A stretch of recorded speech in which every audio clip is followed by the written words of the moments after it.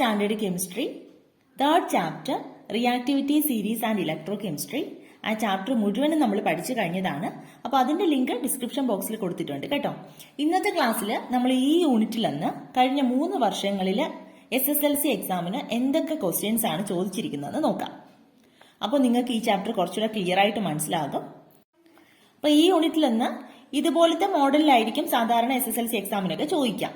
അപ്പോൾ ആ രീതിയിൽ പഠിക്കാൻ സാധിക്കും. അപ്പോൾ ഇത് കഴിഞ്ഞ വർഷത്തെ 2021 കഴിഞ്ഞ SSLC എക്സാമിന് ഈ യൂണിറ്റിൽ നിന്ന് reactivity series and electro chemistry ആ യൂണിറ്റിൽ നിന്ന് ചോദിച്ച ക്വസ്റ്റ്യൻസ് ആണ് ആദ്യം നമ്മൾ നോക്കാൻ പോകുന്നത്. ഒന്നാമത്തെ question, which is the electrolyte used to electroplate silver on iron bangle? 1 മാർക്കിന് ചോദിച്ച ക്വസ്റ്റ്യൻ ആണ്. സിൽവർ അയൺ ബാങ്കിളിൽ ഇലക്ട്രോപ്ലേറ്റ് ചെയ്യാൻ വേണ്ടിയിട്ട്, അയൺ ബാങ്കിളിൽ സിൽവർ കവർ ചെയ്തെടുക്കാൻ, കോട്ട് ചെയ്തെടുക്കാൻ വേണ്ടിയിട്ട് ഏത് ഇലക്ട്രോലൈറ്റ് ആണ് ഉപയോഗിക്കുന്നതെന്ന്. അപ്പൊ നമുക്കറിയാം, ഒരു അയൺ ബാങ്കിൾ, ഒരു വള, ഈ അയൺ ബാങ്കിളിലേക്ക് ഒരു സിൽവർ, അപ്പൊ സിൽവറിന്റെ ദണ്ടാണ് നമ്മൾ വെക്കുന്നത്, സിൽവറിന്റെ റോഡാണ് വെക്കുന്നത്. ഈ സിൽവർ ഈ അയൺ ബാങ്കിളിന്റെ പുറത്ത് കോട്ട് ചെയ്യണമെങ്കിൽ ഇവിടെ എന്ത് ഇലക്ട്രോലൈറ്റ് ആണ് എടുക്കേണ്ടത്? ഒരു ബീക്കറിലാണ് എടുക്കേണ്ടത്. ഓർക്കുന്നുണ്ടല്ലോ അതിന്റെ റിയാക്ഷനൊക്കെ. ഈ ഇലക്ട്രോലൈറ്റ് ആയിട്ട് എടുക്കേണ്ടത് എന്തിന്റെ ആയിരുന്നു എന്ന് നമ്മൾ പറഞ്ഞു. ഏത് ഇലക്ട്രോഡാണോ, അതായത് ഏത് മെറ്റൽ ആണോ നമുക്ക് ഇതിൽ കവർ ചെയ്യാൻ വേണ്ടിയിട്ട് ഉപയോഗിക്കുന്നത്, അതായത് ഇവിടെ സിൽവർ, സിൽവറിന്റെ ഒരു സോൾട്ട് സൊല്യൂഷൻ ആണ് നമ്മൾ ഇലക്ട്രോലൈറ്റ് ആയിട്ട് എടുക്കുന്നത്. അപ്പോൾ ഇവിടെ എടുക്കുന്നത് സിൽവർ നൈട്രേറ്റ്. സിൽവർ ആണ് വരുന്നതെങ്കിൽ സിൽവർ നൈട്രേറ്റ് ആണെന്ന് ഓർത്തോണം, സിൽവർ നൈട്രേറ്റ്. രണ്ടാമത്തെ question, what is the energy change that takes place in galvanic cell? Galvanic സെല്ലിൽ എന്ത് എനർജി ചേഞ്ച് ആണ് നടക്കുന്നത്? 1 മാർക്കിന്റെ ക്വസ്റ്റ്യൻ, സിമ്പിൾ ക്വസ്റ്റ്യൻ ആണ്. നമ്മൾ പഠിച്ചപ്പോൾ ഒരു ട്രിക്കിലൂടെ പഠിച്ചില്ലേ, നമ്മൾ ഗാൽവനിക് സെല്ലും ഇലക്ട്രോളിറ്റിക് സെല്ലും എങ്ങനെ പെട്ടെന്ന് തിരിച്ചറിയാം, അല്ലെങ്കിൽ അതിന്റെ സൈൻ, പോസിറ്റീവ് സൈനും നെഗറ്റീവ് സൈൻ, മാനോഡും കാഥോഡും ഒക്കെ എളുപ്പത്തിൽ ഓർത്തിരിക്കാൻ വേണ്ടിയിട്ട് നമ്മൾ എങ്ങനെയാ പഠിച്ചത്? ഗാൽവനിക് സെല്ലിന്, ഗാൽവനിക് സെൽ എന്ന് എഴുതുമ്പോൾ തന്നെ നമ്മൾ സിയാ തുടങ്ങുന്നത് അല്ലേ, ഇങ്ങനെ. അപ്പോൾ ഇവിടെ എനർജി ചേഞ്ച് എന്താണ്? Chemical energy to electrical energy. Chemical energy electrical energy ആയിട്ട് കൺവേർട്ട് ചെയ്യും. അപ്പൊ നമുക്ക് എഴുതാമല്ലോ, chemical energy to electrical energy. അതാണ് ഇവിടെ നടക്കുന്ന ചേഞ്ച്. മൂന്നാമത്തെ ക്വസ്റ്റ്യൻ, 2 ക്വസ്റ്റ്യൻ ഉണ്ട് മൂന്നാമത്തേല്. മൂന്നാമത്തെ question, when molten NaCl, sodium chloride, is electrolyzed, which is the gas liberated at the anode? Molten NaCl electrolyse ചെയ്യുമ്പോൾ ഏത് ഗ്യാസ് ആണ് ആനോഡിൽ ലിബറേറ്റ് ചെയ്യുന്നത്? അപ്പൊ ഞാൻ പറഞ്ഞു, എക്സാം 1 മാർക്കിന്റെ ക്വസ്റ്റ്യൻ ആണ്. എക്സാം ചോദിക്കുമ്പോൾ നമ്മൾ അതിന്റെ പടം ഒന്നും വരച്ചുകൊണ്ടിരിക്കേണ്ട ആവശ്യമില്ല. NaCl മോൾട്ടൺ സ്റ്റേറ്റ് ആണെന്ന് പറയുമ്പോൾ NaCl ഏതൊക്കെ അയോൺസ് ഉണ്ട്? ഏതൊക്കെ അയോണുകളാണുള്ളത്? Na+, Cl-. ഇങ്ങനെ എഴുതാൻ അറിയാമല്ലോ. ഇലക്ട്രോളിറ്റിക് സെല്ലില് ആനോഡ് പോസിറ്റീവ് ചാർജ് ആണ്. നമുക്കറിയാം, anode positive charge, cathode negative charge. ഓർക്കുന്നുണ്ടല്ലോ, നെഗറ്റീവ് ചാർജ്. അപ്പോൾ ഇതില് ആനോഡില് ഏതാണ് ലിബറേറ്റ് ചെയ്യുന്നതെന്നാണ് ചോദിച്ചിരിക്കുന്നത്. ആനോഡില് പോസിറ്റീവ് ചാർജ് ആണെങ്കിൽ ആനോഡിലേക്ക് വരുന്ന അയോൺ ഏതാ? ക്ലോറിൻ. നെഗറ്റീവ് ആയിട്ടുള്ള അയോൺ, അതായത് ഓപ്പോസിറ്റ് ചാർജ് ഉള്ള അയോൺസ് ആണ് ഇവിടെ അട്രാക്ട് ചെയ്യുന്നത്. അപ്പൊ ആനോഡിൽ പോസിറ്റീവ് ചാർജ് ആയതുകൊണ്ട് നെഗറ്റീവ് ചാർജ് ഉള്ള ക്ലോറിൻ ആണ് ഈ ആനോഡിൽ വരുന്നത്. ഇനി ക്ലോറിന്റെ റിയാക്ഷൻ ഒന്നും നമ്മൾ എഴുതാൻ നിൽക്കേണ്ട. ആനോഡിൽ നടക്കുന്ന ഓക്സിഡേഷൻ റിയാക്ഷൻ ആണ്, ഇതൊക്കെ നമുക്ക് അറിയാം. അതൊന്നും എഴുതാൻ നിൽക്കേണ്ട. ക്ലോറിൻ ആണ് ഇവിടെ വരുന്നതെങ്കിൽ ഏത് ഗ്യാസ് ആയിരിക്കും ഇവിടെ ലിബറേറ്റ് ചെയ്യുന്നത്? ക്ലോറിൻ. അപ്പോൾ ഇതിന്റെ ആൻസർ ക്ലോറിൻ. കാഥോഡിൽ ചോദിക്കുവാണെങ്കിലോ, കാഥോഡിൽ ഏതാ വരുന്നത്? സോഡിയം. അപ്പൊ കാഥോഡിൽ ലിബറേറ്റ് ചെയ്യുന്നത് സോഡിയം. അങ്ങനെ ചോദിക്കുവാണെങ്കിൽ എഴുതിയാൽ മതി. Right the chemical reaction, chemical equation taking place at cathode. ഈ കാഥോഡിൽ നടക്കുന്ന കെമിക്കൽ റിയാക്ഷൻ എഴുതാനാണ് പറഞ്ഞിരിക്കുന്നത്. അപ്പൊ കാഥോഡിൽ വരുന്നത് ഏതാണ്? സോഡിയം. അപ്പോൾ സോഡിയം അവിടെ എന്താ നടക്കുന്നത്? റിഡക്ഷൻ ആണ് നടക്കുന്നത്. റിഡക്ഷൻ നടക്കുക എന്ന് പറഞ്ഞാൽ ഇലക്ട്രോണിനെ അക്സെപ്റ്റ് ചെയ്തുകൊണ്ട് സോഡിയം ആയിട്ട് മാറും. അപ്പോൾ Na+, കാഥോഡിലേക്ക് വരും. Na+, ഒരു ഇലക്ട്രോണിനെ അക്സെപ്റ്റ് ചെയ്തുകൊണ്ട് Na ആയിട്ട് മാറും. അപ്പോൾ ഇതിനു വേണ്ടിയിട്ട് ഇത് 1 മാർക്കിന്റെ ക്വസ്റ്റ്യൻ ആണ്. അപ്പോൾ ഇതിനു വേണ്ടിയിട്ട് പടം വരച്ച് എക്സ്പ്ലെയിൻ ചെയ്ത് എഴുതി സമയം കളയേണ്ട ആവശ്യമില്ല. ഇങ്ങനെ ഷോർട്ട് ആയിട്ട് നമുക്ക് മനസ്സിലാക്കി വെക്കാം കേട്ടോ. അയോൺസ് ആയിട്ട് തിരിച്ചെഴുതുക. ആനോഡിൽ ഏതാ പോകുന്നതെന്ന് നോക്കുക, കാഥോഡിൽ ഏതാ പോകുന്നതെന്ന് നോക്കുക. പിന്നെ ആനോഡിലും കാഥോഡിലും നടക്കുന്ന റിയാക്ഷൻ നമുക്കറിയാം. ആനോഡിൽ ഓക്സിഡേഷൻ ആണ് എപ്പോഴും നടക്കുക, കാഥോഡിൽ റിഡക്ഷൻ ആണ് എപ്പോഴും നടക്കുക. 4ാമത്തെ question, some metals are given in the box. Fe, magnesium, copper, Pb, lead, zinc. ഇത്രയും മെറ്റൽസ് ബോക്സിൽ തന്നിട്ടുണ്ട്. Which metal among these react vigorously with dilute hydrochloric acid? 1 മാർക്കിന്റെ ക്വസ്റ്റ്യൻ ആണ്. 4ാമത്തെ 2 ക്വസ്റ്റ്യൻ ഉണ്ട്, 2 മാർക്ക്. ഈ തന്നിരിക്കുന്ന മെറ്റൽസിൽ ഏതാണ് ഡയലൂട്ട് HCl-ലുമായിട്ട് വിഗറസ്ലി വളരെ തീവ്രമായിട്ട് പ്രവർത്തിക്കുന്നത് ഏത് മെറ്റലാണ്? അപ്പൊ നമുക്ക് അത് എങ്ങനെയാണ് മനസ്സിലാക്കുന്നത്? നമ്മൾ അതിൽ എക്സ്പെരിമെന്റ് ചെയ്ത സമയത്ത് ഇതിലെ ഏറ്റവും കൂടുതൽ റിയാക്ട് ചെയ്ത മെറ്റലിനാണ് നമ്മൾ ഏറ്റവും മുകളിൽ എഴുതിയത് റിയാക്ടിവിറ്റി സീരീസിൽ, അല്ലെ? അപ്പോൾ റിയാക്ടിവിറ്റി സീരീസ് ഓർത്താൽ മതിയല്ലോ.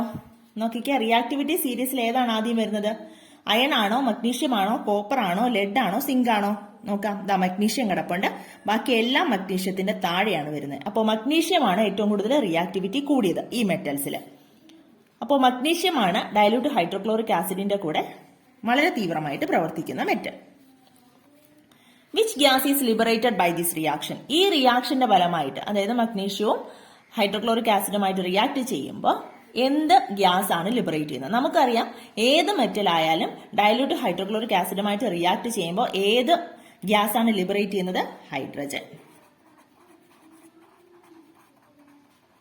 Analyse the figure and answer the following questions.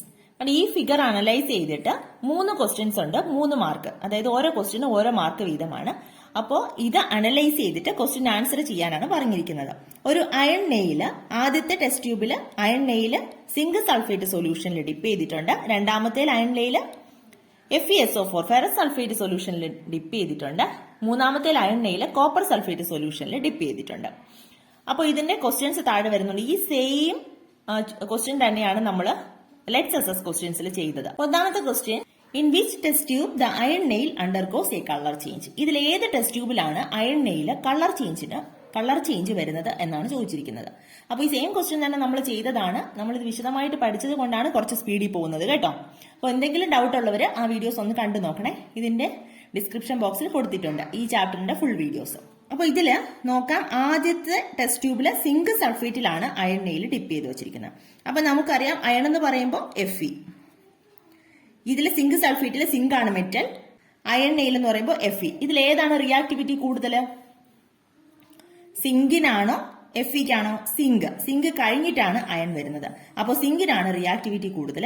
നമുക്കറിയാം, ഇതിനകത്തേക്ക് ഡിപ്പ് ചെയ്ത് വെക്കുന്ന മെറ്റല് റിയാക്ടിവിറ്റി കൂടുതലാണെങ്കിലാണ് അവിടെ ഡിസ്പ്ലേസ്മെന്റ് റിയാക്ഷൻ നടക്കുന്നത്. ഡിസ്പ്ലേസ് ചെയ്ത് അവിടെ കളർ ചേഞ്ച് ഉണ്ടാകും. അപ്പോൾ ഇവിടെ ഈ സൊല്യൂഷനിലെ മെറ്റലിനാണ് റിയാക്ടിവിറ്റി കൂടുതൽ. അപ്പോൾ ഇവിടെ റിയാക്ഷൻ നടക്കുമോ? റിയാക്ഷൻ നടക്കില്ല. ഇവിടെയാണെങ്കിലോ, ഇവിടെ FeSO4, ഇവിടെ അയൺ എന്ന് പറയുന്നതും Fe. ഈ രണ്ടും Fe തന്നെയാണ്. അപ്പോൾ ഇവിടെയും റിയാക്ഷൻ നടക്കില്ല. നമ്മൾ ഡിപ്പ് ചെയ്യുന്ന മെറ്റലും Fe ആണ്, ഈ സൊല്യൂഷനിലെ മെറ്റലും Fe ആണ്. അപ്പോൾ അവിടെ റിയാക്ഷൻ നടക്കില്ല. ദെൻ ഇവിടെ നോക്കിക്കേ, ഇവിടെ കോപ്പറും Fe, അയണിന്റെ Fe. ഇവിടെ കോപ്പർ അയൺ മുകളിലാണ്, കോപ്പർ താഴെയാണ്. അപ്പോൾ അയണിനാണ് ഇവിടെ റിയാക്ടിവിറ്റി കൂടുതൽ. അപ്പോൾ ഇതിൽ ഡിപ്പ് ചെയ്തിരിക്കുന്ന അയൺ നെയിലാണ് ഈ സൊല്യൂഷനിലുള്ള കോപ്പറിനെക്കാളും റിയാക്ടിവിറ്റി കൂടുതൽ. അപ്പോൾ ഇവിടെ ഡിസ്പ്ലേസ്മെന്റ് റിയാക്ഷൻ നടക്കും. അപ്പോൾ അങ്ങനെയാകുമ്പോൾ എവിടെയാണ് കളർ ചേഞ്ച് ഉണ്ടാകുന്നത്? ഈ C എന്ന് പറയുന്ന ടെസ്റ്റ് ട്യൂബിലാണ്. ടെസ്റ്റ് ട്യൂബിലെ അയൺ നെയിലിനാണ് കളർ ചേഞ്ച് ഉണ്ടാകുന്നത്. അപ്പോൾ നിങ്ങൾ ആൻസർ എഴുതുമ്പോൾ ഒന്നുകിൽ ടെസ്റ്റ് ട്യൂബ് C എന്ന് എഴുതുക, അല്ലാന്നുണ്ടെങ്കിൽ iron nail in copper sulphate solution എന്ന് എഴുതുക. Write the name of reaction taking place here. ഇവിടെ നടക്കുന്ന റിയാക്ഷന്റെ പേരെന്താ? നമുക്കറിയാം, ഡിസ്പ്ലേസ്മെന്റ് റിയാക്ഷൻ. അപ്പോൾ അതെടുത്ത് എഴുതുക, ഡിസ്പ്ലേസ്മെന്റ് റിയാക്ഷൻ. മൂന്നാമത്തെ question, write the chemical equation of this reaction. ഇവിടെ നടക്കുന്നതിന്റെ കെമിക്കൽ ഇക്വേഷൻ. കോപ്പർ സൾഫേറ്റ് ലൈനിലേക്ക്, കോപ്പർ സൾഫേറ്റ് സൊല്യൂഷനകത്തേക്ക് അയൺ ആണ് നമ്മൾ ഡിപ്പ് ചെയ്ത് വെച്ചത്, അയൺ നെയിൽ അല്ലെ? അപ്പോൾ അയൺ നെയിൽ കോപ്പർ സൾഫേറ്റ് സൊല്യൂഷനകത്തേക്ക് ഡിപ്പ് ചെയ്ത് വെച്ചു. അപ്പോൾ ഡിസ്പ്ലേസ്മെന്റ് റിയാക്ഷൻ നടക്കുമ്പോൾ എന്ത് ചെയ്യും? ഇത് ഡിസ്പ്ലേസ് ചെയ്ത് ഇങ്ങോട്ട് വരും അല്ലേ? അപ്പോൾ FeSO4 പ്ലസ് Cu. ഇതാണ് അതിൽ നടക്കുന്ന റിയാക്ഷൻ. അടുത്ത question, the figure of A galvanic cell is given. കണ്ടോ, ഒരു ഗാൽവനിക് സെല്ലിന്റെ ഫിഗർ തന്നിട്ടുണ്ട്. താഴെ കൊടുത്തിരിക്കുന്ന ക്വസ്റ്റ്യൻസിന് ആൻസർ പറയാം. അപ്പൊ ഇതിന്റെ ഹിന്റ് തന്നിട്ടുള്ളത് zinc is more reactive than copper. കണ്ടോ, എല്ലാം തന്നിട്ടുണ്ട്. നമുക്കിത് നോക്കി അനലൈസ് ചെയ്ത് എഴുതിയാൽ മതി. ഇവിടെ സിങ്ക് റോഡാണ് തന്നിരിക്കുന്നത്, ഇവിടെ കോപ്പർ റോഡ്. അതിൽ സിങ്ക് ആണ് കോപ്പറിനേക്കാൾ റിയാക്ടിവിറ്റി കൂടുതലാണെന്ന് തന്നിട്ടുണ്ട്. സിങ്ക് റോഡ് സിങ്ക് സൾഫേറ്റ് സൊല്യൂഷനിൽ ഡിപ്പ് ചെയ്തിട്ടുണ്ട്, കോപ്പർ റോഡ് കോപ്പർ സൾഫേറ്റ് സൊല്യൂഷനിലേക്ക് ഡിപ്പ് ചെയ്തിട്ടുണ്ട്. First question, identify anode and cathode. ആനോഡും കാഥോഡും ഐഡന്റിഫൈ ചെയ്യാം. നമുക്കറിയാം, റിയാക്ടിവിറ്റി കൂടിയ മെറ്റൽ ഡിപ്പ് ചെയ്തിരിക്കുന്നതാണ് ആനോഡ് എന്ന് പറയുന്നത്. റിയാക്ടിവിറ്റി കൂടുതൽ ഇതിന് സിങ്കിനല്ലേ റിയാക്ടിവിറ്റി കൂടുതൽ. അപ്പൊ ആനോഡ് എന്ന് പറയുന്നത് ഏതാണ്? Anode zinc. എടുത്ത് എഴുതണം കേട്ടോ നിങ്ങൾ. ആനോഡ് എന്ന് എഴുതിയിട്ട് സിങ്ക് എന്ന് എഴുതുക. ദെൻ കാഥോഡ് ഏതാ? ഇതില് ആനോഡ് സിങ്ക് ആണെങ്കിൽ കാഥോഡ് ഏതാ? Copper. What will be the direction of flow of electrons. ഇലക്ട്രോൺസിന്റെ ഫ്ലോ എങ്ങനെയെന്നാണ് ഇവിടെ ചോദിച്ചിരിക്കുന്നത്. ഗാൽവനിക് സെല്ലിൽ ഇലക്ട്രോൺസിന്റെ ഫ്ലോ എങ്ങനെയാ? എപ്പോഴും ആനോഡിൽ നിന്ന് കാഥോഡിലേക്ക്, അല്ലെ? ആനോഡ് ടു കാഥോഡ്, അല്ലെങ്കിൽ ഇവിടെ എങ്ങനെ എഴുതാം? Zinc to copper. Write the chemical equation of the reaction taking place at anode. ആനോഡിൽ നടക്കുന്ന റിയാക്ഷൻ എഴുതാനാണ് പറഞ്ഞിരിക്കുന്നത്. അപ്പൊ ഇവിടുത്തെ സെൽ ഇതാണ്, ഗാൽവനിക് സെല്ല്. ഇവിടെ ആനോഡ് എന്ന് പറയുന്നത് സിങ്ക് ആണ്. ഇവിടെ സിങ്കിൽ ഇവിടെ നടക്കുന്ന റിയാക്ഷൻ എന്താണ്? ആനോഡിൽ എന്ന് പറഞ്ഞാൽ ഓക്സിഡേഷൻ ആണ് നടക്കുന്നത്. ഓക്സിഡേഷൻ എന്ന് പറഞ്ഞാൽ ഇലക്ട്രോൺസിനെ വിട്ടുകൊടുത്തുകൊണ്ട് സിങ്ക് 2+ അയോൺ ആയിട്ട് മാറും. അപ്പോൾ ആനോഡിൽ നടക്കുന്ന റിയാക്ഷൻ, ആനോഡിൽ നടക്കുന്നത് സിങ്ക് 2 ഇലക്ട്രോണിനെ വിട്ടുകൊടുത്തുകൊണ്ട് സിങ്ക് 2+ അയോൺ ആയിട്ട് മാറും. ഇതാണ് ആനോഡിൽ നടക്കുന്ന റിയാക്ഷൻ. ആനോഡിൽ എപ്പോഴും എന്ത് നടക്കും? ഓക്സിഡേഷൻ. അപ്പൊ ഇത്രയും ക്വസ്റ്റ്യൻസ് ആണ് 2021 നമുക്ക് ഇപ്പൊ കഴിഞ്ഞ SLC എക്സാമിന് ചോദിച്ചത് ഈ യൂണിറ്റിൽ നിന്ന്. അടുത്ത് നമ്മൾ 2019 ക്വസ്റ്റ്യൻസ് ആണ് നോക്കുന്നത്. 2020 എനിക്ക് കിട്ടിയില്ല കേട്ടോ ക്വസ്റ്റ്യൻസ്. അപ്പൊ അത് കിട്ടുവാണെങ്കിൽ ഒന്ന് ചെയ്ത് നോക്കൂ. ഡൗട്ട്സ് ഉണ്ടെങ്കിൽ ചോദിക്കും കേട്ടോ. അപ്പൊ 2019 ആദ്യത്തെ question, a fresh piece of magnesium ribbon losses its lustre after a few days. This is due to the formation of the compound dash. അപ്പൊ നമ്മൾ പഠിച്ചതാണ് ആദ്യം, ഈ യൂണിറ്റിന്റെ ആദ്യം പഠിച്ചതാണ്, മഗ്നീഷ്യം റിബൺ നമ്മൾ മുറിച്ചു വെച്ചിട്ട് കുറച്ച് ദിവസം കഴിയുമ്പോൾ അതിന്റെ ലസ്റ്റർ, അതിന്റെ തിളക്കം നഷ്ടപ്പെടും. അപ്പൊ എന്തുകൊണ്ടാണ് തിളക്കം നഷ്ടപ്പെടുന്നത്? അപ്പൊ എന്തുകൊണ്ടാണെന്ന് നമ്മൾ പഠിച്ചു. അറ്റ്മോസ്ഫിയറിലെ ഓക്സൈഡ്സ് ഒക്കെ ചേർന്ന് അതിന്റെ തന്നെ കോമ്പൗണ്ട്സ് ഫോം ചെയ്യുന്നത് കൊണ്ടാണ് അത് അതിന്റെ തിളക്കം നഷ്ടപ്പെടുന്നതെന്ന് നമ്മൾ പഠിച്ചു. അപ്പൊ ഇവിടെ എന്ത് കോമ്പൗണ്ട് ആണ് ഫോം ചെയ്യുന്നതെന്നാണ് പറയുന്നത്. അപ്പൊ മഗ്നീഷ്യം ഓക്സിജനുമായിട്ടൊക്കെ ചേർന്നിട്ട് മഗ്നീഷ്യം ഓക്സൈഡ് ആണ് ഉണ്ടാകുന്നത്. Magnesium oxide, MgO, magnesium oxide. 1 മാർക്കിന്റെ ക്വസ്റ്റ്യൻ ആണ്. Second question, an iron nail dipped in copper sulphate solution. Reactivity order ഇവിടെയും തന്നിട്ടുണ്ട്. Iron greater than copper. അയണിനാണ് കോപ്പറിനെക്കാളും റിയാക്ടിവിറ്റി കൂടുതൽ. First question, what is the change that can be noticed on the iron nail after a while. അപ്പൊ കുറച്ച് കഴിയുമ്പോൾ ഈ iron നെയിലിന് എന്താണ് സംഭവിക്കുന്നതാണ് ചോദിച്ചിരിക്കുന്നത്. അപ്പൊ ഇവിടെ പറഞ്ഞിരിക്കുന്നത് ഒരു കോപ്പർ സൾഫേറ്റ് സൊല്യൂഷനകത്തേക്ക്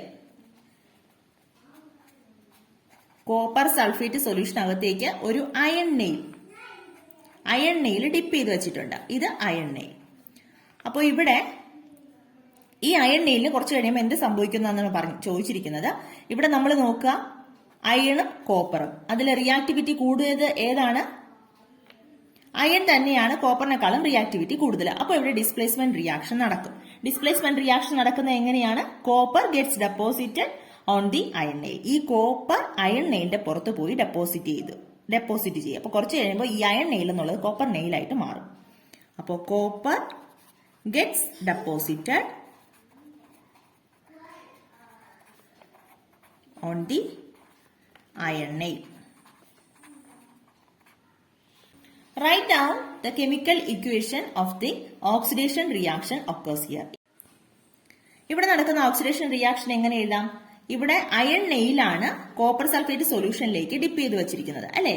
അപ്പോൾ ഇവിടെ ഓക്സിഡേഷൻ റിയാക്ഷൻ എന്ന് പറഞ്ഞാൽ ഇലക്ട്രോൺസ് വിട്ടുകൊടുത്തുകൊണ്ട് അയോണായിട്ട് മാറും. അപ്പോൾ ഇവിടെ അയൺ നെയിൽ Fe 2 ഇലക്ട്രോണിനെ വിട്ടുകൊടുത്തുകൊണ്ട് Fe2+ ആയിട്ട് മാറും.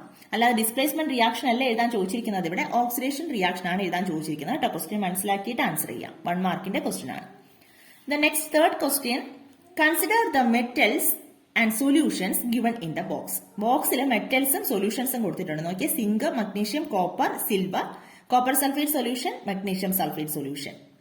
Which of the above metal are to be selected to construct a galvanic cell? ഒരു ഗാൽവനിക് സെല്ല് കൺസ്ട്രക്ട് ചെയ്യാൻ വേണ്ടിയിട്ട് ഈ മുകളിൽ കൊടുത്തിരിക്കുന്ന ഏതൊക്കെ മെറ്റൽസ് ആണ് ഉപയോഗിക്കുന്നതെന്ന്. അപ്പോൾ ഈ ഗാൽവനിക് സെല്ല് കൺസ്ട്രക്ട് ചെയ്യാൻ വേണ്ടിയിട്ട് ഈ 2 സൊല്യൂഷനാണ് നമുക്കുള്ളത്. കോപ്പർ സൾഫേറ്റ് സൊല്യൂഷനും മഗ്നീഷ്യം സൾഫേറ്റ് സൊല്യൂഷനും. 2 ബീക്കർ എടുത്തിട്ടാണല്ലോ നമ്മൾ ചെയ്യുന്നത്. കോപ്പർ സൾഫേറ്റ് സൊല്യൂഷനിൽ ഏത് മെറ്റലാണ് ഇതിനകത്ത് ഡിപ്പ് ചെയ്യുക? അതിന്റെ തന്നെ മെറ്റലാണ് അല്ലേ? കോപ്പർ. ദെൻ മഗ്നീഷ്യം സൾഫേറ്റിലോ? മഗ്നീഷ്യം. അപ്പൊ ഏതൊക്കെ മെറ്റൽസ് ആണ് ഉപയോഗിക്കുന്നത്? മഗ്നീഷ്യവും കോപ്പറും. Identify the anode and cathode of the cell. കണ്ടോ, ക്വസ്റ്റ്യൻസ് ഒക്കെ ഏകദേശം സിമിലർ ആണ്. കുറച്ച് അങ്ങോട്ടും ഇങ്ങോട്ടും മാറ്റം വരുത്തി ചോദിച്ചിട്ടുണ്ടെന്നേ ഉള്ളൂ. അപ്പൊ നമ്മൾ പഠിച്ചു വെക്കുമ്പോൾ അങ്ങനെ മനസ്സിലാക്കി പഠിച്ചു വെക്കുക. എങ്ങനെ ചോദിച്ചാലും നമുക്ക് ആൻസർ ചെയ്യാൻ പറ്റും. ഇതിലെ ആനോഡും കാഥോഡും കണ്ടുപിടിച്ച് എഴുതാനാണ് പറഞ്ഞിരിക്കുന്നത്. റിയാക്ടിവിറ്റി ഓർഡറും തന്നിട്ടുണ്ട്. നമുക്കിവിടെ ഏതൊക്കെ മതി? മഗ്നീഷ്യവും കോപ്പറും. മഗ്നീഷ്യം സൾഫേറ്റും കോപ്പർ സൾഫേറ്റും സൊല്യൂഷനാണ് ഉള്ളത്. അപ്പൊ കോപ്പർ സൾഫേറ്റ് സൊല്യൂഷനകത്തേക്ക് ഏത് ഡിപ്പ് ചെയ്യും? കോപ്പർ. മഗ്നീഷ്യം സൾഫേറ്റിനകത്താണെങ്കിലോ മഗ്നീഷ്യം. അപ്പോൾ ഇതിനകത്ത് ആനോഡും കാഥോഡും എങ്ങനെ കണ്ടുപിടിക്കും? റിയാക്ടിവിറ്റി കൂടിയ മെറ്റൽ ആയിരിക്കും ആനോഡ്, റിയാക്ടിവിറ്റി കുറഞ്ഞത് കാഥോഡ്. അപ്പൊ ആനോഡ് ഇവിടെ ഏതാണ്? Magnesium. Cathode copper.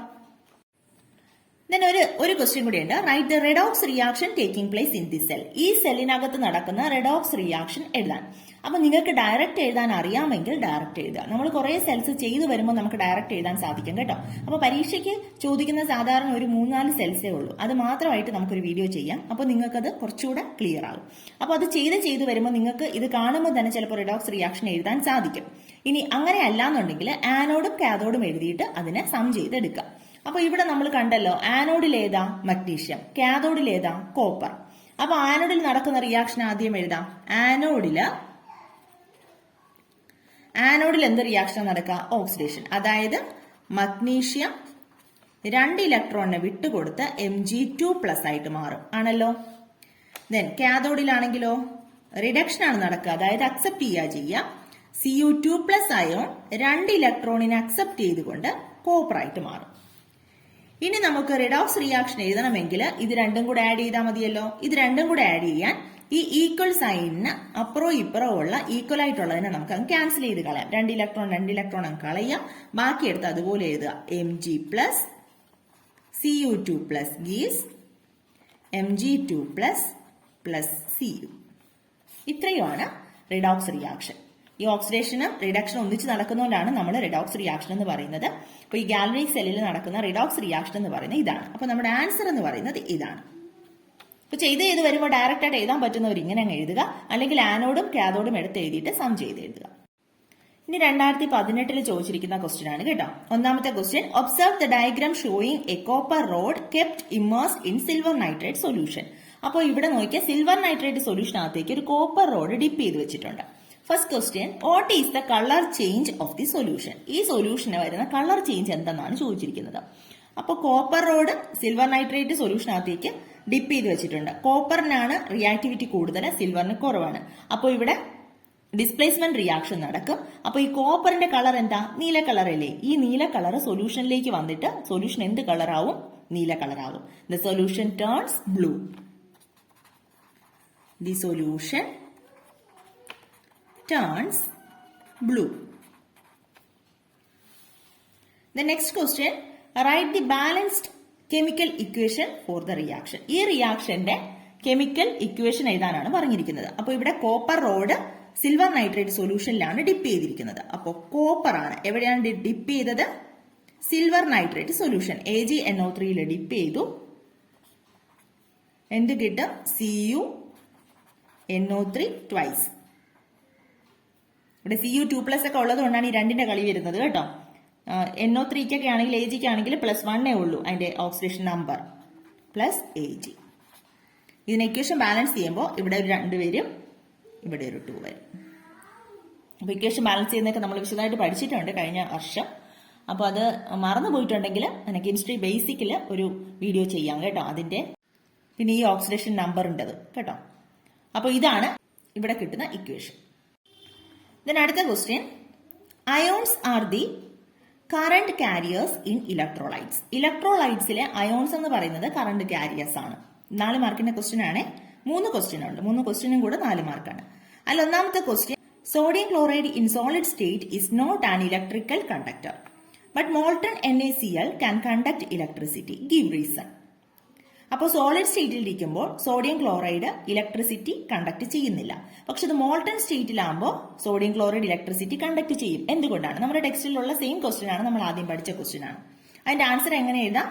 In molten state or in aqueous solution ions of the electrolyte can move freely. അപ്പൊ നമുക്കറിയാം സോഡിയം ക്ലോറൈഡ് ആയിരിക്കുമ്പോൾ NaCl ആയിരിക്കുമ്പോൾ Na+ഉം Cl- അയോൺസ് ഉണ്ട്. ഇതെല്ലാം ക്ലോസ്ലി പാക്ഡ് ആണ്.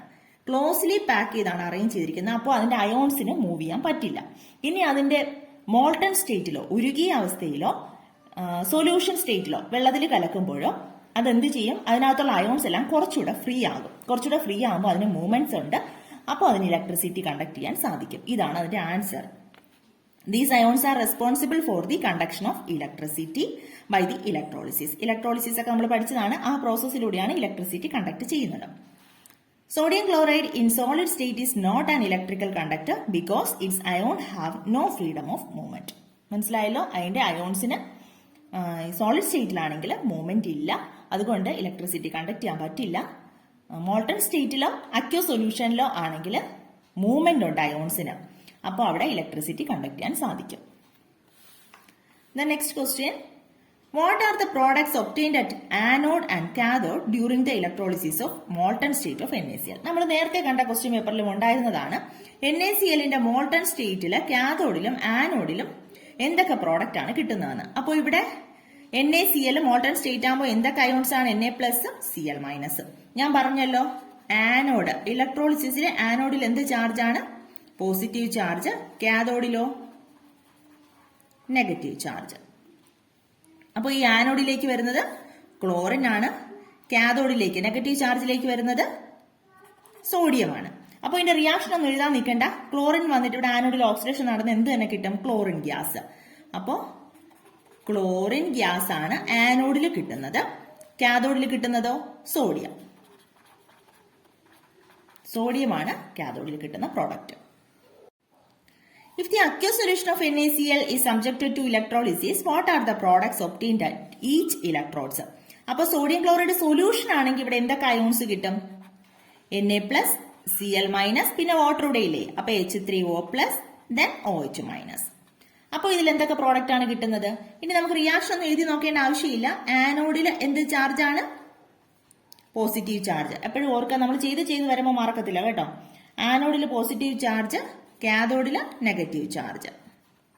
അപ്പോൾ പോസിറ്റീവ് ചാർജിലേക്ക് ഏതൊക്കെ വരും? നെഗറ്റീവ് അയോൺസ് എല്ലാം പോസിറ്റീവ് ചാർജിലേക്ക് അട്രാക്ട് ചെയ്യും. അപ്പോൾ ഇവിടെ ക്ലോറിനും OH- ആണുള്ളത്. നമ്മൾ പഠിച്ചു ക്ലോറിൻ ആണ് ഓക്സിഡേഷൻ പവർ കൂടുതൽ. അപ്പോൾ ക്ലോറിൻ ആണ് ആനോഡിലേക്ക് വരുന്നത്. അപ്പോൾ ഇവിടെ ആനോഡിൽ കിട്ടുന്ന പ്രോഡക്റ്റ് എന്താണ്? ക്ലോറിൻ. പ്രോഡക്റ്റ് മാത്രമല്ലേ ചോദിച്ചിരിക്കുന്നുള്ളൂ. ഇക്വേഷൻ എഴുതാൻ ചോദിക്കുമ്പോൾ മാത്രം നമ്മൾ റിയാക്ഷനും ഇക്വേഷനും ഒക്കെ എഴുതിയാൽ മതി കേട്ടോ. പ്രോഡക്റ്റ് ചോദിക്കുമ്പോൾ നമുക്ക് അറിയാലോ ക്ലോറിൻ ആണ് വരുന്നതെങ്കിൽ അവിടെ ക്ലോറിൻ ഗ്യാസ് ആയിരിക്കും കിട്ടുന്നത്. ഇനി കാഥോഡിലേക്ക് വരുന്നതിൽ ഏതൊക്കെയാണ്? Na+ വരും, H3O+ വരും.